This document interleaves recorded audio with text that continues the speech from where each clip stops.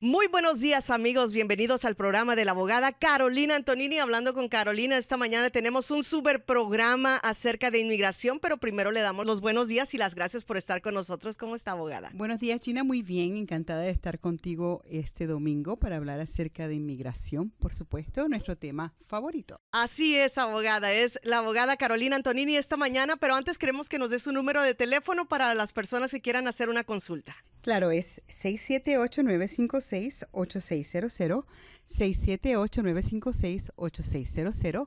También puedes verme en la página web www.hablandoconcarolina.com, siempre recordándote que hablando es con H, y visitándome en mi oficina, la 2751 de la Buford Highway, en el piso 8, directamente enfrente de las oficinas de la Asociación Latinoamericana. Así es, hablando con H y B de burro.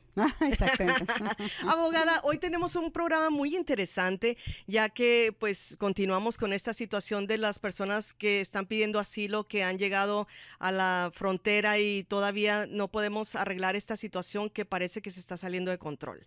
Así que usted tiene una información nuevecita de algo que el presidente Trump hizo en estos días. ¿De qué se trata? Sí, bueno, y primero vamos a corregirla. La situación de asilo no se está saliendo fuera de control porque la situación misma se está saliendo fuera de control.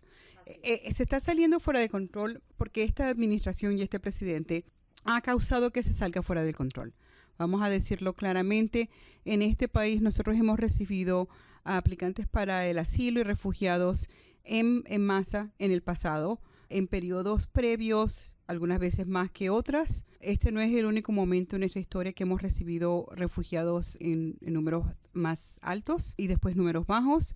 Y en el pasado hemos podido procesar esos aplicantes sin problema. El problema que tenemos ahorita es que, como cualquier embotellamiento que se causa en cualquier autopista, el presidente ha falsamente, artificialmente causado un embotellamiento horrible para las aplicaciones de asilo. Lo ha hecho artificialmente por absoluta y completo deseo de crear esta crisis para poder utilizarlo como un batón político. Entonces, es triste porque cuando una persona viene a los Estados Unidos a pedir asilo, en general, es una persona que está huyendo de problemas significantes. Que esa persona últimamente califique o no califique para la protección de asilo va a depender de las leyes y va a depender si califica bajo las leyes o no. Y mucha gente que huye no califica. Y mucha gente que huye a lo mejor sí califica. Esa es otra pregunta y esa es la pregunta que el sistema está diseñado a determinar. La realidad es esta. La persona en general quien viene para acá a pedir asilo está huyendo porque le peligra su integridad. Y califique o no califique, tenemos que admitir y tenemos que respetar el hecho que esa persona está huyendo por la calidad de su vida. La experiencia más triste de un humano, tener que abandonar a su familia, abandonar a sus padres, salir corriendo en el medio de la noche sin nada, aterrorizado, cruzar fronteras. Para una ganancia política es terrible, es lo más bajo que puede hacer un humano. Entonces, nosotros no tenemos un problema de asilo, tenemos un problema político. Como usted menciona, si una persona pide asilo, es como siempre toda la vida ha venido, ha pedido asilo y después se determina si se queda o no. Si se queda o no, y es una farsa de que todo el mundo que viene para acá a pedir asilo está abusando el programa o está mintiendo. No es que eso no existe.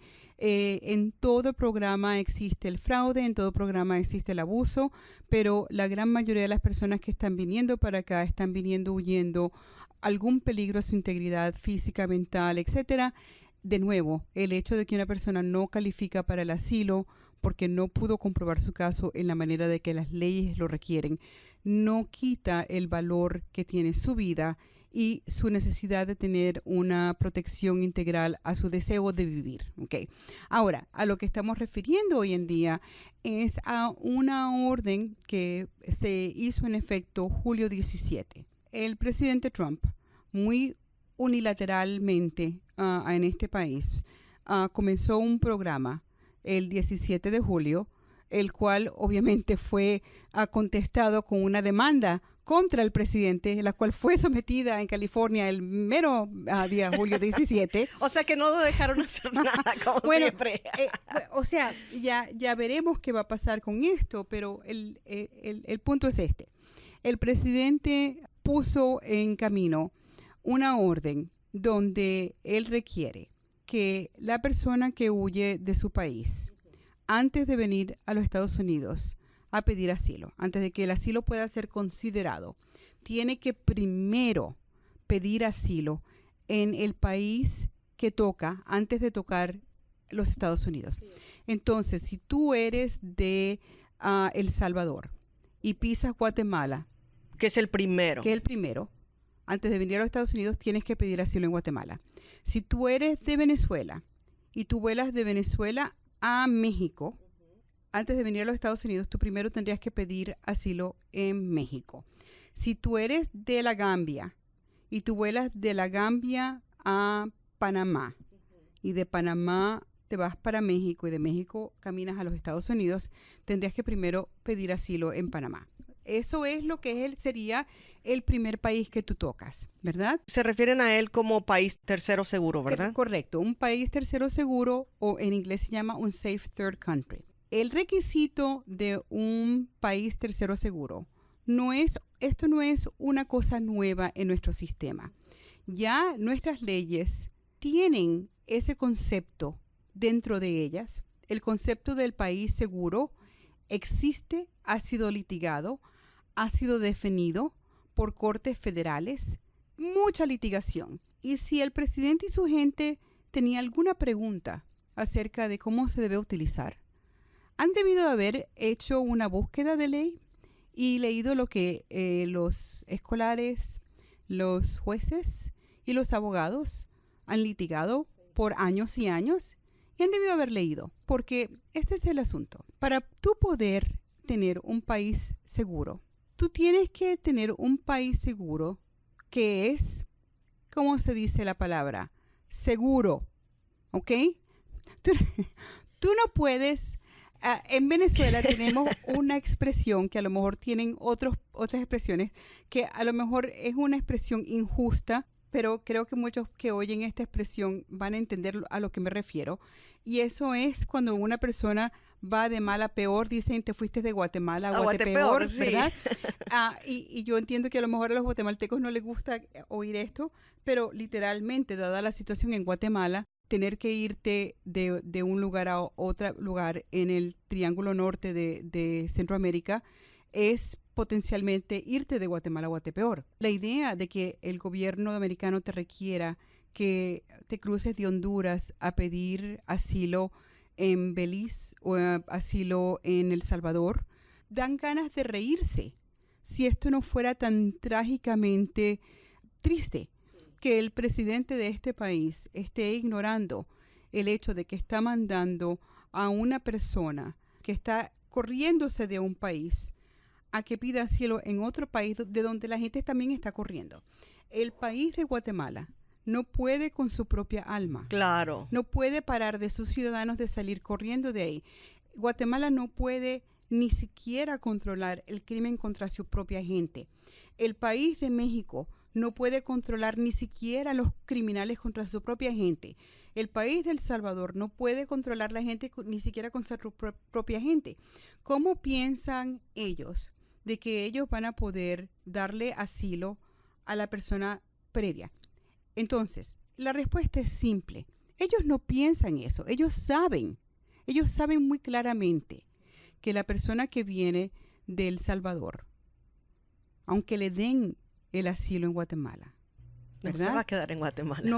Número uno, no se va a quedar, no se puede quedar y no va a estar sana ni salva. Lo que ellos quieren es que a cambio de dinero, a cambio de ayuda, a cambio de los políticos grasosos dándose espaldadas, lo que ellos quieren es poder decirle a la persona que viene corriendo de El Salvador para acá, es decirle, mira, no te voy a dar el asilo porque te fuiste a Guatemala y te lo dieron ahí. O no te voy a dar el asilo porque cuando fuiste a Guatemala no te paraste a pedir el asilo ahí. O no te voy a dar asilo porque cuando tú fuiste a Guatemala no te lo dieron ahí. Y como Guatemala no piensa que tienes buen asilo, yo tampoco.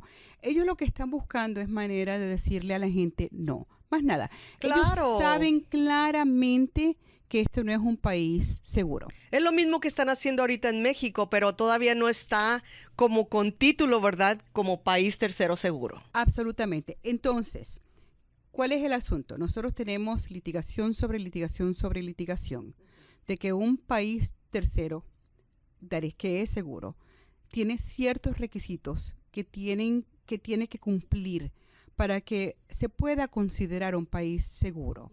Y entonces diferentes circuitos de los Estados Unidos tienen diferentes requisitos, pero todos tienen ciertas cosas en común, como por ejemplo, tiene que ser un país donde tú puedes vivir con algún estado legal. Tiene que ser un país donde puedes estar seguro, donde tú puedes tener acceso a protección de policía, donde la persona, el gobierno, el grupo que te podía perseguir en tu país no va a tener acceso a ti, donde no te va a pasar a ti lo que te pasó en tu previo país, donde no vas a sufrir persecución, donde vas a tener acceso a una vida básica, donde vas a poder trabajar para tener las cosas básicas, alimento, vivienda, etcétera. En ningún momento, ninguna corte jamás aceptaría que un grupo de personas perseguidas en un país como El Salvador van a poder encontrar un país tercero seguro en Guatemala si Guatemala no les puede ofrecer suficiente trabajo para poder comer, vivienda que no sea en la calle, seguridad de policía, porque ellos no le pueden ofrecer seguridad de policía ni siquiera a su propia gente, donde no le pueden ofrecer protección contra las maras, quienes aparentemente pueden cruzar las fronteras mucho más fácil que nadie. Entonces, la demanda en la Corte Federal de California es claramente basado en el hecho de que el presidente se ha olvidado de que nosotros tenemos en este país años de decisiones federales, las cuales ya han hablado claramente de qué significa tener un tercer país. En esta mezcla, en este problema, lo que tenemos es que el presidente de los Estados Unidos ha estado negociando con el presidente de Guatemala, a pesar de que el gobierno de Guatemala, aparentemente el Congreso de Guatemala, le ha dicho al presidente de Guatemala que él no tiene el poder de negociar con el presidente de los Estados Unidos, que el Congreso de Guatemala va a tomar represalias políticas contra el presidente. Entonces ya veremos qué es lo que va a pasar, porque políticamente el presidente de Guatemala lo estaba haciendo y de repente cuando su Congreso le dijo Que no. el presidente de Guatemala de repente quedó bien calladito. Nosotros sospechamos de que han habido negociaciones económicas entre estos dos presidentes y no sabemos qué tipo. No sabemos si es simplemente, si no nos ayudas, no hacemos esto, o si no nos ayudas, te quitamos esto, o qué fue lo que pasó. O si nos ayudas, te vamos a dar esto para que tú puedas hacer aquello. En realidad no se sabe qué fue lo que pasó. Ok, abogada, y por ejemplo, el presidente Trump tiene el poder para hacer eso, para estar negociando con estos países como Guatemala, El Salvador, México y todos estos, y tomar esa decisión si los países lo aceptan. Exacto. Entonces sí, hay la posibilidad de hacer acuerdos binacionales. Pero porque ese acuerdo existe con un otro país nada más. Pero ese acuerdo existe con Canadá. ¿Por qué? Porque Canadá es un país fronterizo y Canadá es un país seguro, con jurisprudencia a la cual nosotros en este país consideramos es un país que va a dar a las personas que están allá o que llegan para allá ciertos derechos. Entonces, el acuerdo que nosotros tenemos con Canadá es el siguiente. El que está en Canadá, que aplique primero en Canadá. El que está aquí, que aplique primero aquí. Antes de, entonces, ir al otro país. Más nada. No es que si tú aplicas allá y después vienes para acá te va a pasar algo o viceversa. Simplemente que tú no puedes utilizar los Estados Unidos para llegar a Canadá, ni puedes utilizar Canadá para llegar para acá. Ese acuerdo existe. Es un acuerdo binacional Y todo lo que el acuerdo dice es lo siguiente. Si tú utilizas los Estados Unidos para llegar a Canadá a pedir asilo, Canadá primero te va a regresar a los Estados Unidos para que primero apliques asilo para allá. Y únicamente si no te lo dan, es que puedes ir a Canadá y viceversa. Pero ese es un acuerdo de nuevo con un país fronterizo y no es un acuerdo que tiene que ver con un tercer país seguro. Es un acuerdo que tiene que ver con utilizar la frontera de dos países para aprovecharse de entrar a otro país. Entonces yo pienso que ese acuerdo es un acuerdo un poquito diferente, ser un acuerdo con un país que está removido 2 o 3 países de distancia. ¿Te puedes imaginar lo que pueda ocurrir si los Estados Unidos se pone a hacer acuerdos con, por ejemplo, un país en el medio de África? Y dice, o un país en el medio de cualquier otro país, y dice de repente, de ahora en adelante, si tú eres de Sudamérica y tú quieres pedir el asilo, tú tienes que primero pasar por Colombia. ¿Qué lo que era sería eso, verdad? O si tú eres de África y tú quieres venir para acá y te montaste en un avión, tú tienes que primero bajarte del avión en Europa. Es absolutamente loco, ¿verdad? ¿Por qué? Porque los países que van a estar de acuerdo a firmar estos acuerdos no van a ser los países capacitados en recibir asilados. O sea, ningún país en Europa va a firmar este acuerdo con él. No. ¿Quién va a firmar este acuerdo con él? Los países desesperados en tener un acuerdo con este presidente por razones económicas o políticas. Y estos países normalmente son los países desviados, que están fuera de control, que están dispuestos a firmar lo que sea y hacer lo que sea para recibir lo que sea. Entonces, lo que vamos a hacer, vamos a tener una cantidad de personas teniendo que ir a Côte d'Ivoire o teniendo que ir a Liberia, que no puede con su propia alma, para recibir personas para que los traten como simplemente para hacer un acuerdo con Trump. Absolutamente no. Estas son vidas humanas. Y la otra cosa que te voy a decir es que estoy bien cansada de que este hombre diga que él es miembro de un partido político, el cual siempre ha dicho que este partido político ama la santidad de la vida humana, cuando este hombre ha hecho cero para demostrar que él tiene ningún interés de la santidad de la vida humana, o él va a tener que decir que él ama la santidad de la vida humana y empezar a demostrarlo, o él va a tener que empezar a decir la verdad, que él nada más está interesado en la santidad de la vida humana de los blancos, y empezar a hablar con la verdad de que él no tiene ningún interés de proteger a las personas que no sean blancas y no sean cristianas, porque eso es claramente lo que está pasando aquí.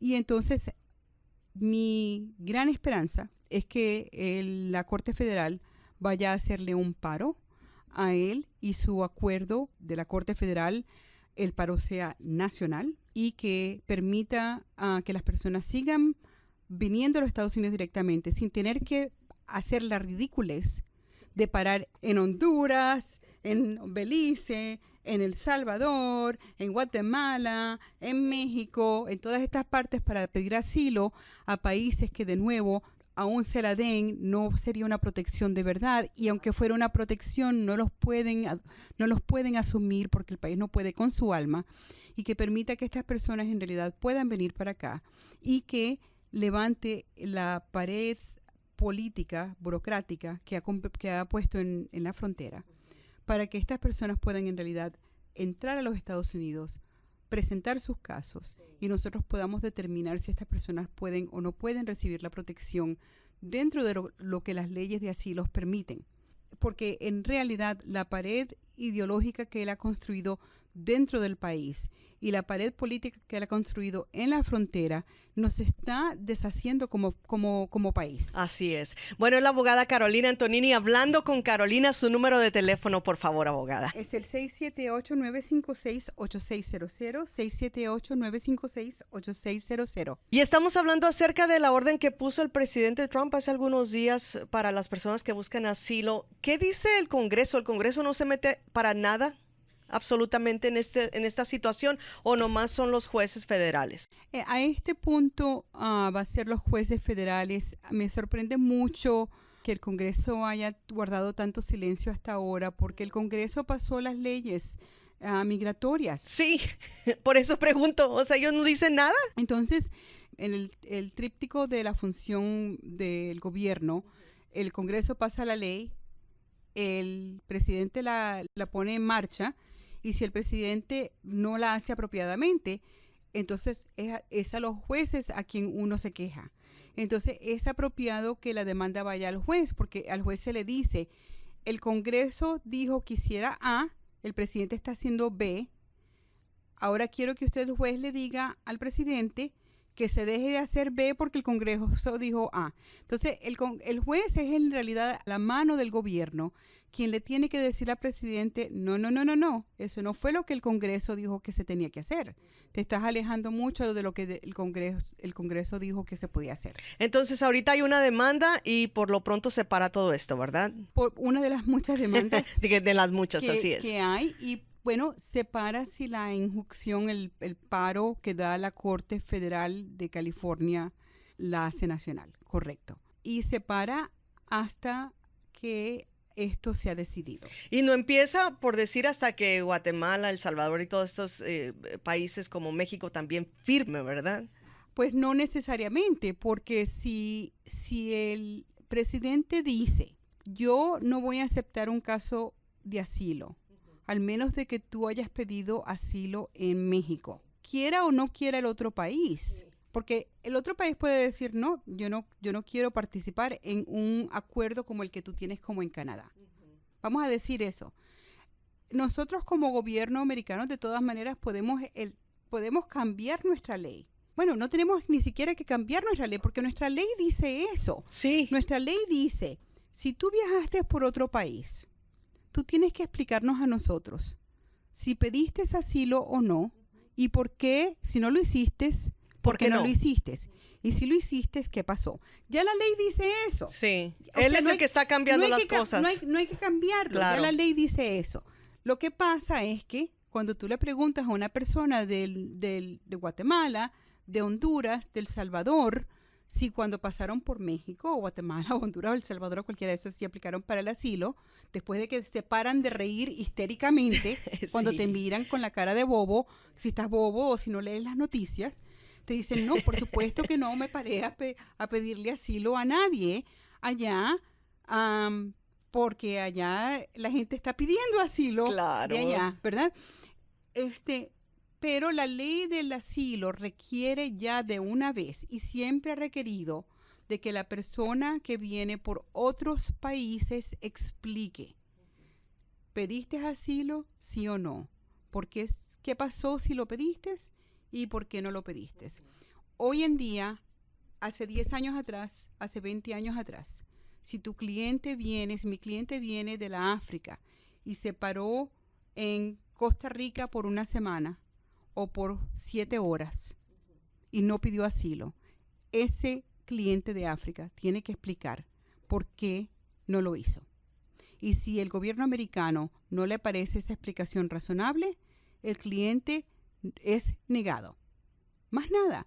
Eso ya existe en la ley. ¿Qué está haciendo este hombre? Sí, no, por eso esto está fuera de control, abogada. O sea, a eso es lo que me refiero, que cómo es posible que algo tan sencillo, cuando digo sencillo es que hay un proceso ya se ha hecho por tanto tiempo, ahora lo queremos hacer más complicado de lo que ya es. Y entonces el requisito forzando a las personas de que se queden en Guatemala, por ejemplo, a aplicar para el asilo es porque saben que en vez de estar en Guatemala un día mientras manejas por Guatemala, ahora vas a tener que estar en Guatemala 3 meses mientras estás esperando que te den una audiencia, o 3 años, o quién sabe cuánto. ¿Te puedes imaginar tener que quedarte en Guatemala sin dinero, huyendo, escondido, en un país donde la infraestructura difícil, ni siquiera pueden con claro, su propia gente, esperando a que ellos monten el tipo de sistema,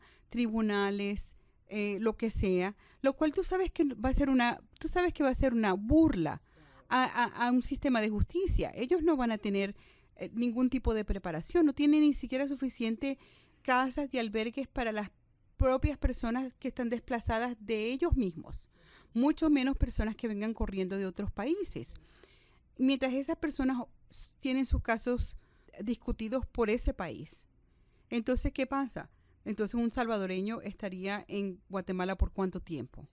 Mientras viene, una vez que llega a los Estados Unidos, entonces, ¿qué vamos a hacer? Negarle su caso porque, pero ya tu caso, ya desde la última vez que la Mara te hizo daño a ti, ya pasó 3 años. Ya ¿Cómo me estás vas a comprobar tú a mí que ya después de 3 años la Mara te va a querer hacer daño a ti? O sea, todo esto está maneras y maneras y maneras de negarle a un ser humano el derecho de tener una audiencia justa bajo la ley para considerar si tiene la vida, el valor de la vida que el valor de la vida debe tener, como se ha hecho por años en este país. Así es. Desafortunadamente continuamos con esta administración que nos está haciendo la vida todavía más complicada de lo que ya es. Y sin necesidad, porque de nuevo, lo que está pasando en la frontera es artificial. El añadir el requisito de que la persona esté forzosamente pidiendo asilo en vez de lo que ya ha existido en la ley, lo cual es la explicación de por qué no lo hizo, eso es artificial. La idea de que las personas que están viniendo a los Estados Unidos a pedir asilo están haciéndolo por fraude artificial. Todas estas son cosas artificiales para ganancia política y están haciéndolo a las espaldas de las personas que están en las posiciones más vulnerables, humanamente más vulnerables. Esas son las personas que tuvieron que salir corriendo de su hogar a las 3 de la mañana porque alguien le quería violar a su hija de 12 años, porque alguien quería matarle a su esposo, porque alguien le mató a sus 3 hermanos. ¿Entiendes? O sea, esto es una grosería, esto es la base de lo peor, del infierno, de lo más demónico, de lo más sucio que existe, de lo más bajo y base de lo que es el impulso humano. Este es el tipo de comportamiento que te hace a ti entender cómo un humano empuja a otro humano dentro de un horno. Y lo peor es que es en Estados Unidos, que nunca me imaginé. Esto es lo increíble. No es lo peor, es lo increíble, Gina, de que esto ocurre aquí, y yo espero que esto sea un momento temporal en nuestra historia. Yo espero que después de esta generación que está en poder se vaya de este mundo, que las generaciones que le sigan puedan mirar detrás del color, detrás de las razas, detrás de las culturas, y podamos en realidad nosotros tener un mundo donde la gente en realidad no le importa nada de eso y lo único que está mirando es la condición humana. Y espero que esto sea el último sonido urgente, feo, etcétera, de una cultura antigua que está muriendo, con una generación que se está yendo, y que más nunca tengamos que oír esos viejos con esas ideas viejas y ese racismo viejo, y que la ideología del futuro sea una de inclusión y una de tener por lo menos cierta cantidad de paciencia y de amor, por lo menos hacia la condición humana. Abogada, se nos termina el tiempo. Muchas gracias por este interesantísimo programa. Como siempre. Ojalá que no pase más de esto, por favor. Ya estamos cansados. Ya, hasta la cabeza me duele. Se nos duele la cabeza. ¿Cuándo nos van a dar la ley del Dream Act? ¿Cuándo nos van a dar algo bueno? Sí. Ya estamos cansados de esto. El próximo programa tiene antes de que se vaya el verano, por favor, algo bueno. Abogada, su número de teléfono, por favor. 678-956-8600, 678-956-8600. Le deseo que pase un feliz domingo y hasta la próxima.